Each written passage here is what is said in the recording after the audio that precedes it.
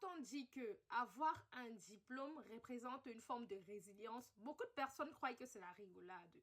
Voilà.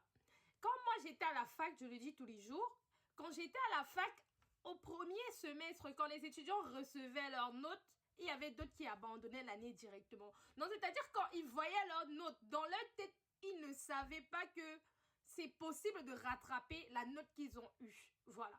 Moi, je suis arrivée à l'université en milieu d'année, avec un semestre en moins, et j'ai quand même validé mon année. Donc, j'ai envie de dire à quelqu'un, même si tu as eu 5 de moyenne, si tu te mets et tu travailles à fond, tu auras ton année. Voilà. Mais le problème, c'est que, en fait, je dis tous les jours, il y a un réel combat entre la tête, entre tes pensées et ce que tes yeux voient. Tant que tu ne travailles pas ton mindset, tu vas te retrouver en train d'abandonner. Parce que quand tu vois 5 de moyenne, tu te dis 15 de moyenne, c'est impossible. Alors que c'est faux.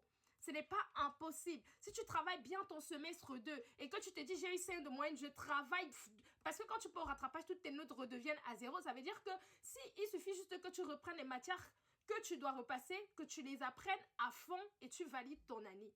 Mais votre problème, vous avez vu 5 de moyenne, vous commencez à avoir peur. Vous devez être souvent stoïque face à certaines situations. Regardez et dire seulement dans votre tête, c'est possible, c'est possible, c'est possible. Et vous devez vous battre pour cela.